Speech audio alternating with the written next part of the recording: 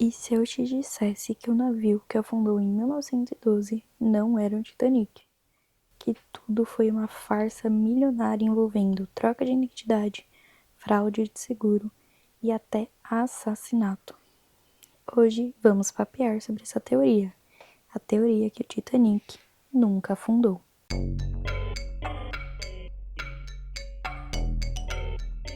Olá a todos, meu nome é Melissa e esse é o podcast Papo Criminal, onde hoje, juntos, vamos mergulhar em teorias intrigantes, segredos não revelados e mistérios que desafiam a realidade no nosso quadro Papo Conspiratório. No episódio de hoje vamos falar sobre a teoria do Titanic nunca ter afundado. Antes de começar, já quero lembrar para seguir a gente lá no Instagram, @papo criminal, no TikTok, @papo.criminal, tá um pouco parado, mas um dia volta, gente, eu juro.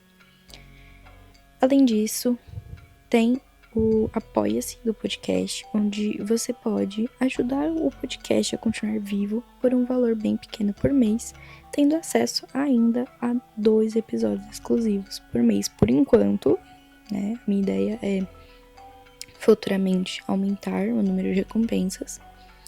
E, inclusive, a gente já tem 2 episódios lá disponíveis, então assim que você começar a apoiar, você já vai ter acesso a eles.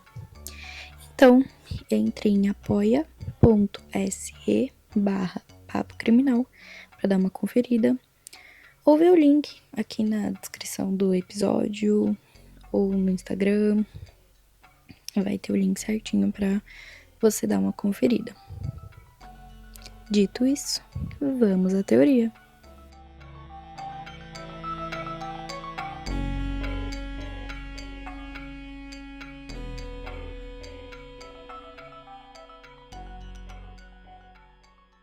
Entre as muitas teorias da conspiração que cercam grandes eventos históricos, poucas são tão controversas e intrigantes quanto a ideia de que o Titanic, considerado uma das mais grandiosas embarcações da história, nunca afundou. A teoria propõe que o navio que naufragou na madrugada de 15 de abril de 1912 não foi o Titanic, mas sim seu irmão gêmeo, o RMS Olympic, disfarçado como parte de uma complexa fraude de seguro. Essa hipótese foi elaborada pelo pesquisador britânico Robin Gardiner em seu livro Titanic, The Ship That Never Sank, que em tradução livre é basicamente Titanic, o navio que nunca afundou. E, embora amplamente refutada por historiadores e especialistas afins, ela continua muito famosa até os dias atuais. Bom, mas o que diz essa teoria, né? A White Star Line era a companhia responsável pela construção do Titanic e fazia parte da International Mercantile Marine Group, ou IMM, que é um conglomerado controlado por ninguém mais, ninguém menos que o magnata financeiro JP Morgan. O IMM havia adquirido a White Star Line em 1902 e a partir daí ele começou a investir pesado na construção de transatlânticos de luxo, e entre eles estava o RMS Olympic e RMS Titanic. Ambos os navios foram construídos simultaneamente nos estaleiros Harland and Wolff, em Belfast, e compartilhavam dimensões, estilo e layout quase idênticos. Inclusive, lá no Instagram eu vou deixar uma foto para vocês comparando os dois. Eles são realmente irmãos gêmeos, gente. Eles são praticamente iguais. A semelhança entre os dois era tamanha que, segundo o Gardner, a troca de identidade seria não apenas possível, como imperceptível aos olhos do público, né? E até mesmo a maior parte da tripulação também não perceberia. Em 20 de setembro de 1911, o Olympic colidiu com o cruzador da Marinha Real Britânica, o HMS Honk, em águas próximas a Southampton. O impacto causou graves danos estruturais, inclusive abaixo da linha da água. E segundo Gardner, os suportes da turbina central foram comprometidos, a quilha do navio foi entortada e a embarcação passou a ter um leve tortinho a bombordo. O inquérito realizado pelo Almirantado Britânico concluiu que a culpa pelo acidente foi do Olympic, o que levou a seguradora Lloyd's of London a se recusar a cobrir os prejuízos, já que a White Star Line havia sido considerada responsável. A empresa enfrentava uma possível catástrofe financeira por conta disso. O Olympic estava seriamente danificado, sem seguro, e os custos de reparo seriam altíssimos. O Gardner propõe que, diante dessa situação, um plano começou a se formar: disfarçar o Olympic como o Titanic, né, afundá-lo e coletar o valor integral do seguro como se fosse um navio novo, né, o Titanic, que acabava de ser lançado. A teoria tem em base alguns detalhes observáveis e decisões estranhas tomadas na época. A primeira coisa é as diferenças estruturais sutis entre os dois. O número de vigas no convés C, o espaçamento das janelas no convés B e a configuração da frente do convés A eram ligeiramente diferentes entre os dois navios. Algumas semanas antes da viagem inaugural, o Titanic teve o passeio frontal do convés A fechado com vidro, uma modificação incomum para um navio que estava prestes a zarpar. Ambos os navios usavam pisos de linóleo, mas o diretor da White Star Line, o J. Bruce Ismay, mandou que os do Titanic fossem trocados por carpete, sem uma justificativa aparente. A segunda coisa, né, que sustenta a teoria é o adernamento para bombordo, né, que é aquela leve caidinha que eu comentei. Diversos sobreviventes do Titanic relataram que esse navio estava apresentando uma inclinação a bombordo mesmo antes do impacto. Isso é coerente com os danos atribuídos ao Olympic após a colisão com o Hawke. O passageiro Lawrence Beasley escreveu em seu relato que observou, né, essa leve inclinação durante o jantar. Outro sobrevivente, o Norman Chambers, também mencionou que o navio inclinava-se para bombordo com frequência. A terceira coisa foram testes marítimos suspeitos. Os testes de mar do Olympic duraram 2 dias e envolveram manobras de altas velocidades. Já os testes do Titanic duraram apenas 1 dia, sem manobras prolongadas, algo que o Gardner atribui, né, à impossibilidade de submeter um casco danificado a esforços maiores. A quarta fala sobre placas e componentes removíveis. Segundo o Gardner, quase tudo a bordo dos dois navios era assim, não tinha nenhuma identificação, né? Eram móveis, decoração, vigias, motores, etc. Então, apenas alguns elementos eram exclusivos, como os botes salva-vidas com o nome do navio, o sino, a bússola e as placas de identificação, mas todos eram itens que poderiam ser facilmente substituídos. Há inclusive imagens modernas dos destroços do Titanic, que, segundo Gardner, se veem as letras MP reebitadas num casco, supostamente parte do nome Olympic, encobertas por placas. O objetivo seria provocar um naufrágio lento e controlado, permitindo que os passageiros fossem resgatados por navios posicionados estrategicamente próximos, e o Gardner alega que válvulas de casco teriam sido abertas para permitir a entrada gradual de água no navio. Como o salvamento seria feito por outras embarcações, a escassez de botes salva-vidas a bordo do Titanic não teria nenhuma importância. Contudo, o plano teria saído do controle. Ou, segundo algumas variações da teoria, né, o Titanic nem teria colidido com o iceberg. O Gardner propõe que o Titanic não colidiu com o iceberg, mas sim com outro navio da IMM que estaria à deriva com as luzes apagadas. O suposto iceberg teria sido avistado a uma distância incrivelmente curta, o que para o Gardner, né, seria mais compatível com um navio escuro do que com uma massa de gelo brilhando sob o luar. O impacto, nesse caso, teria sido muito mais destrutível do que o esperado, né? Comprometendo completamente o plano. E isso explicaria por que os botes salva-vidas foram lançados com desorganização e por que muitos morreram congelados esperando ajuda. O navio SS California é muitas vezes apontado como omisso, porque ele estava próximo, né, do Titanic e não teria prestado socorro, mesmo vendo os foguetes de emergência. O Gardner afirma que o California era, na verdade, o navio designado para o resgate planejado, mas ele foi posicionado no lugar errado e não entendeu os sinais que o supostamente Titanic, né, estava enviando, porque ele também estava fora da rota. Isso explicaria o silêncio do California e sua posição estranhamente próxima, mas inerte. Uma ramificação ainda mais sombria da teoria, né, diz que o naufrágio foi premeditado para eliminar opositores poderosos à criação do Federal Reserve, o Banco Central dos Estados Unidos, fundado em 1913. Entre os passageiros mortos estavam John Jacob Astor IV, Benjamin Guggenheim e Isidor Straus, todos supostamente contrários à criação do Federal Reserve.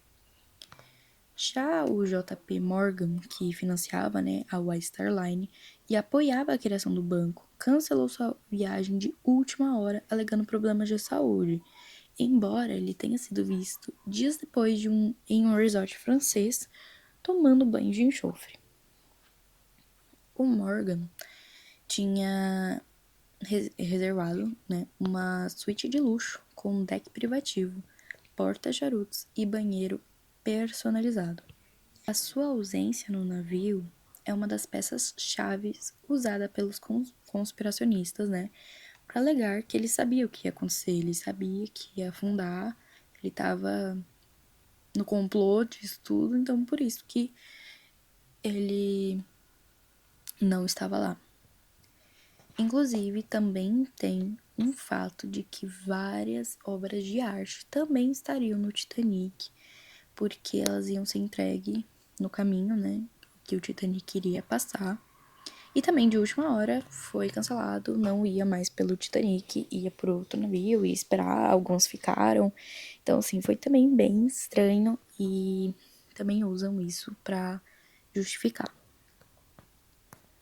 O Gardner afirma que após a troca, o verdadeiro Titanic operou por mais de 2 décadas sob o nome de RMS Olympic, até ser desmantelado em 1935. Durante esse período, o navio sofreu vários incidentes e colisões e nunca se livrou completamente da reputação que ele tinha, né, de amaldiçoado, porque muita coisa acontecia com ele. A gente não pode negar que essa teoria é muito boa, né? Porque pelas fotos, eles serem realmente muito parecidos, toda a questão do seguro, todo esse tipo de coisa, que tinham mais barcos envolvidos, mas, tipo assim, eles não entraram né, na hora certa, porque o navio, na verdade, ao invés de bater no lugar certo, ele bateu antes. Tudo isso é muito legal de se pensar. Mas, vamos aos fatos, né? Apesar de toda essa atmosfera conspiratória, essa teoria realmente não resiste quando você para realmente analisar e pegar os registros históricos e técnicos de ambos os navios.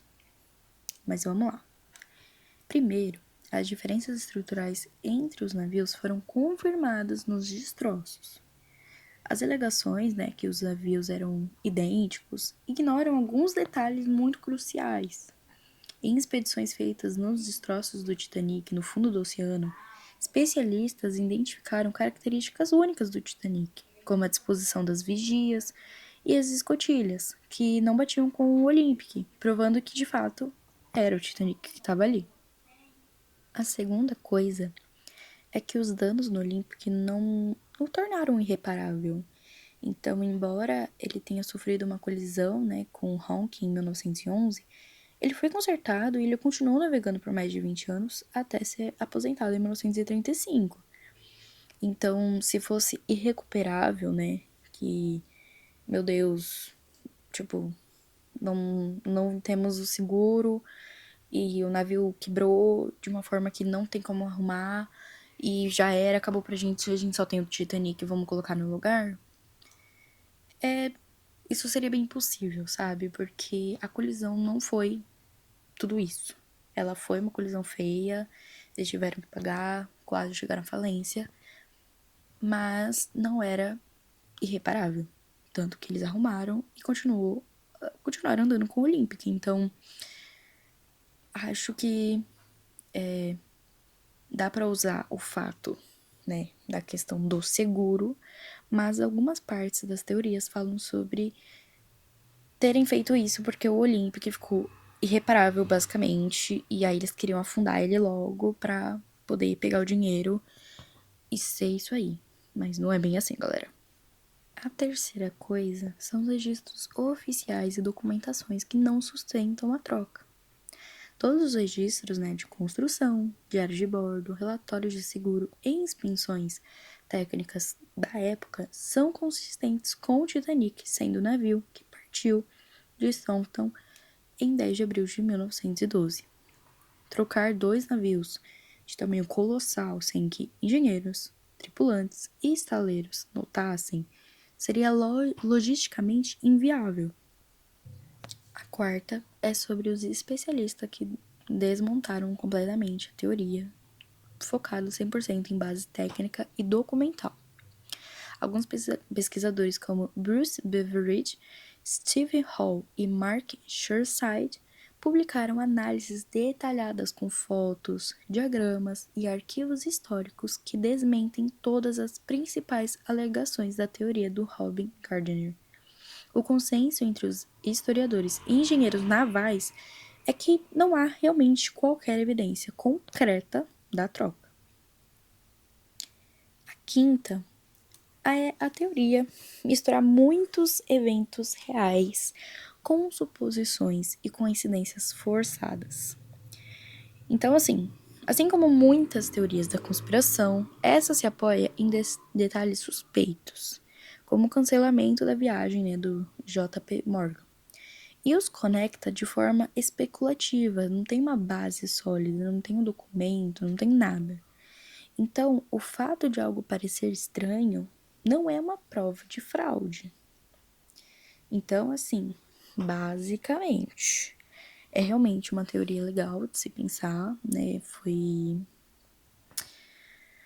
Assim, parando pra pensar, né? Tem bastante coisas muito que parece, mas se você realmente para pra ver, muita especulação, muito aconteceu uma coisinha aqui, suspeita, e eu acho que isso aconteceu por causa disso, disso e disso. Assim, não tem realmente uma prova. Ele nunca mostrou um documento, nunca mostrou nada que realmente fale, gente, essa teoria é real. Então, no final, isso é só uma teoria.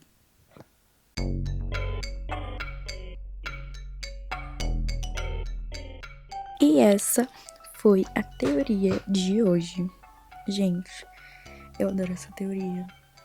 Adoro essa teoria, sério. Tipo assim, pra mim, ela é claramente fake.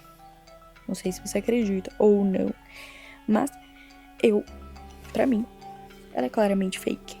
Mas mesmo assim, eu adoro ela. Adoro. Acho ela muito legal.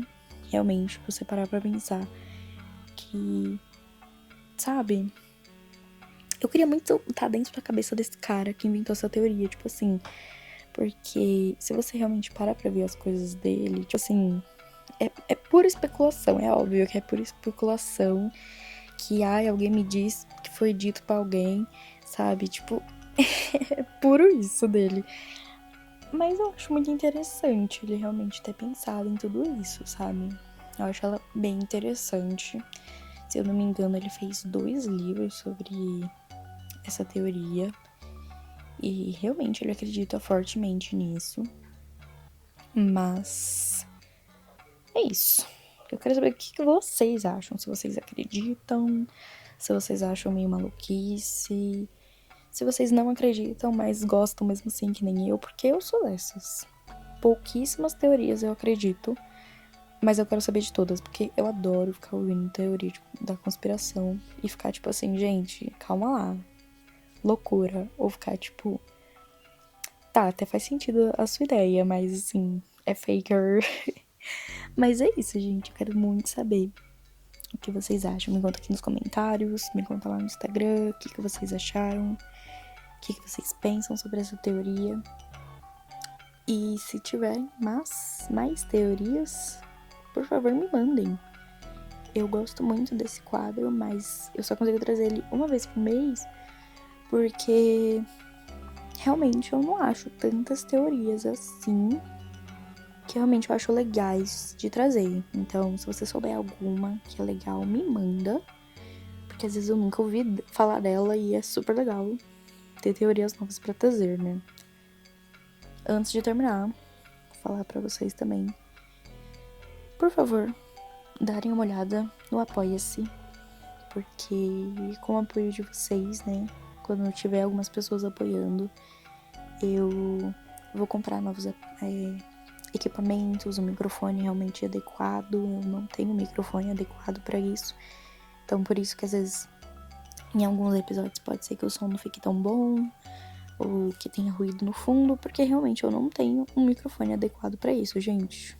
Tô me virando do jeito que dá para trazer para vocês, mas com o apoio de vocês vai ser possível isso. Então, vai lá dar uma olhadinha, é baratinho, tem acesso a mais 2 episódios por mês. Então, além dos 4 que tem por mês, você ainda vai ter mais 2, então vai ser 6 episódios, assim, gente. Não queria dizer nada não, mas muito legal.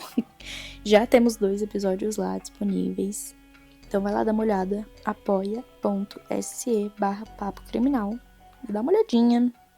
Se for possível para você, eu vou agradecer muito. E logo logo eu vou aumentar o tipo de recompensas do pessoal do Apoia-se. Mas é isso. Quero saber tudo o que vocês acham dessa teoria comigo lá no Instagram ou aqui nos comentários. Me conta. Não esquece de seguir a gente aqui no Spotify ou na plataforma que você usa para ouvir o podcast. Muito importante para você não perder novos episódios, né, gente? Para vocês, sempre que chegar episódio novo, vai aparecer para vocês, você vai ser notificado, vai aparecer na abinha principal da sua plataforma preferida. E é isso, até a próxima teoria.